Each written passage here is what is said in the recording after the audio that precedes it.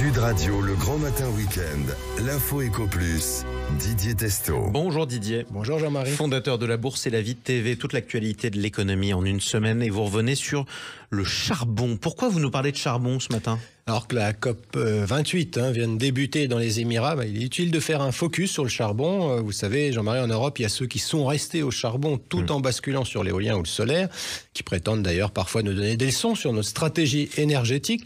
J'ai eu l'occasion de parler ici de l'influence de l'Allemagne sur des associations qu'elle finance contre le nucléaire français. Eh bien, cette semaine, justement, Science et Avenir relate des données intéressantes concernant le charbon, si émet outre-Rhin. Eh bien, en Europe, les mines de charbon seraient responsables de 23 000 morts prématurées par an. C'est un rapport de plusieurs ONG qui date déjà de 2016.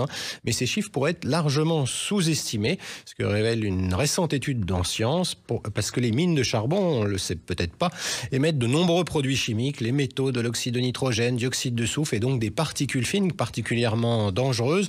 Respirer ces particules a un impact négatif sur la santé, pouvant aller jusqu'à la mort. C'est ce qu'explique le professeur Luca Heinemann, spécialiste en ingénierie de l'environnement à l'université de Harvard. Et donc l'exposition à la pollution de l'air est associée à une santé dégradée. Donc si je comprends bien, ça veut dire qu'il y a des Français qui meurent en ce moment de la pollution des centrales à charbon en Allemagne. Est-ce qu'on peut être plus précis sur l'impact du charbon ? Alors forcément, ça reste compliqué de quantifier les décès dus au charbon. D'abord, il y a un manque de bases de données de grande ampleur, peu d'estimations.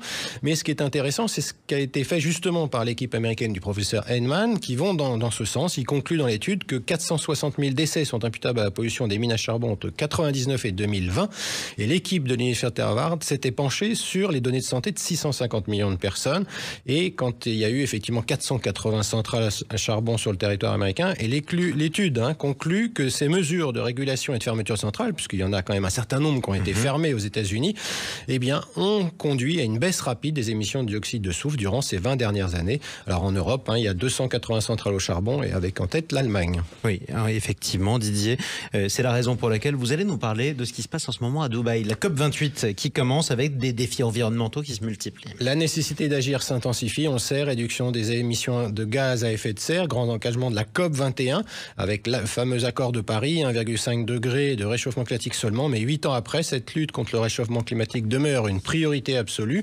On sait aujourd'hui où on en est, et l'enjeu de ce sommet qui se déroule chez des producteurs d'énergie fossile à forte émission de CO2, eh bien, quels moyens pour quel pays pour éviter que ceux-ci ne fassent pas peut-être nos propres erreurs et puissent rapidement passer aux énergies propres.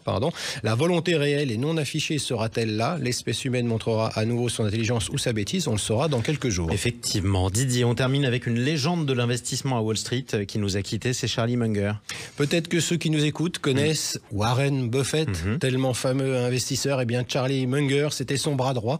Il est décédé cette semaine à 99 ans. J'ai envie de dire qu'il en a vu des crises financières mondiales, mais qu'il a fait partie d'un cercle très fermé de ceux qui ont su naviguer dans toutes ces crises financières avec brio. Il a passé 60 ans aux côtés de Warren Buffett, qui a créé Berkshire Hathaway, son fonds d'investissement. Et ce duo, lui, a su s'enrichir et à enrichir ses actionnaires en investissant aux bons endroits. Dites-vous que si vous aviez investi $100 dans Berkshire Hathaway, eh bien, en 78, ça vaudrait $400 000 aujourd'hui. Pour deux gars qui ont commencé dans une épicerie d'Ohama, bravo. Et c'est encore mieux, en quelque sorte, que le Bitcoin. Didier, on laisse aussi de nombreuses maximes pour investir et elles valent tout l'or du monde. Elles peuvent paraître évidentes, mais si vous investissez, pensez-y quand même. Elles ont fait leurs preuves, loin des délires des influenceurs de Dubaï avec leurs belles voitures et champagne. Eh bien, il y en a 5, je vous en donne 5. Allez. Dépensez moins que ce que vous gagnez. Investissez avec prudence ou avec le maximum de risques, mais aussi le maximum de précautions. Fuyez les personnes toxiques et les business toxiques. Favorisez les business et les gens sains. Préférez le long terme. Conservez vos positions gagnantes. N'arrêtez jamais d'apprendre. Et celle pour les investisseurs, vivez selon vos revenus et épargnez pour pouvoir investir. Apprenez ce que vous devez apprendre. C'est de Charlie Munger, mais vous savez aujourd'hui, eh bien, Berkshire Hathaway, le fonds d'investissement, a 147 milliards de dollars en cash.